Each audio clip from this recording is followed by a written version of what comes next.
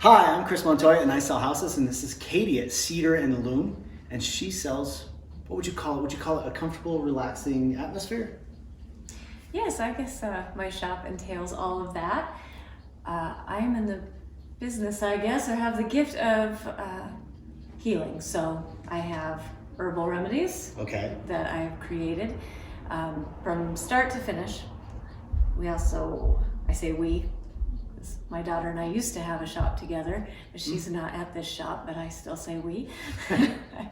I make prayer shawls, healing shawls, ceremony shawls, artwork, books.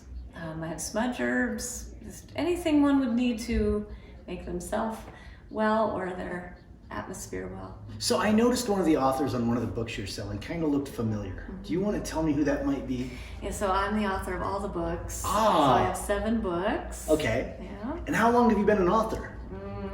I guess 7 years. Ah, a book a year, that's productive. I guess so. I didn't think of it that way, but yes.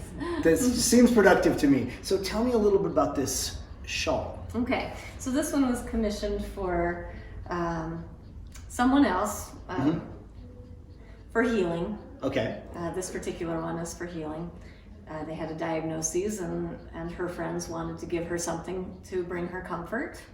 And so I'm intuitive, so I hear what the person needs, what they're going through, put the messages, write them down, and put prayers into the shawls as I'm weaving. Okay. Yeah. That's awesome. So, do you mind if I ask, because I'm not very familiar with the process, how long does a shawl like this take to produce? I try to give myself a week. Okay, so in a week you can produce this, and what is it produced with? So I use my loom, and every shawl is different. So alpaca, wool blends, this one's cotton, just all different. What's your favorite one to work with?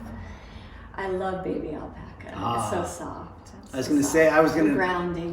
You know. I asked the question, I kind of knew the answer to that one. So tell me, I see your shop has a lot of different things, from artwork, looks like a few dream catchers, obviously to the shawl work, the loom, which is where we came up with the name. And you said, I wanted to call them tinctures, you called them something else. So they're extracts. Extracts. So all of my medicines are made in a traditional native way. So they are not cut with anything. Things you might get at the store cut 80% with glycerin and water, which is why you have to put it under your tongue. But mine can be in clear bottles. You take them straight, and they work in 3 minutes. Antibiotics work in 24 hours. And the antibiotics are something you put in your mouth or on the site? In your mouth, but then I do have topicals, so I have pain salves and wound healers and such as well. Very cool. And how did you guys? You're not native? You're not from Canyon City, correct? I'm not from Canyon City. I'm from Colorado, though. How long have you been in Canyon City? I bought a farm in Penrose 1.5 years ago. And what drew you to Canyon City? We just moved south. My husband and I moved south, originally for cost and the temperature, and because sometimes the universe just has bigger ideas for you than what you thought you were going to be doing. That is the truth there, for sure. So this is kind of outside of your shop, but what's your favorite thing about our area? The people. I have been, I've had a shop, for a long time in Elizabeth, and the people there are lovely. But it took a while for me to gain trust. This isn't your everyday shop. And the people here have just been so kind, bringing me presents and saying the nicest things and cards, and everybody says hi, they walk by. And where is your shop located?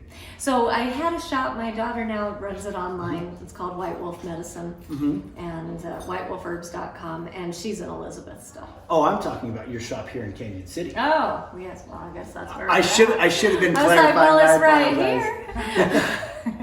121 North 5th Street. So right across the street from the library, the museum. The museum. So just very easily located, right near a park, so it really makes it nice and comfortable, right? Yes. So this is the part of the interview where you get to ask me one question.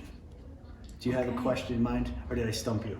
No, I have a question. Uh-oh. All right, so if one were going to look for a house in this area that was close to forest, A forest. close to woods, close to trees, where would you lead them? So in general, I think a very green area in Canyon City, I like Lincoln Park a lot. Lincoln Park is fantastic. And if you're talking about like some of the traditional older wood, taller trees, because if you want to like maybe the scrub oak or something that you could see over, Dawson Ranch. But if you wanted to be where the soil was really, really green or lush in bigger trees, Lincoln Park's a really fantastic area. Anything by the river, I think, if you can find it, the river properties are just, they're fewer and farther between because they're very, desirable.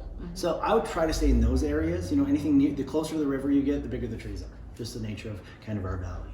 So that's what and honestly, those are the areas I kind of like best.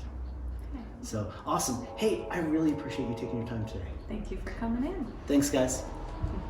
Montoya, who is gonna sell your house? He'll find you one.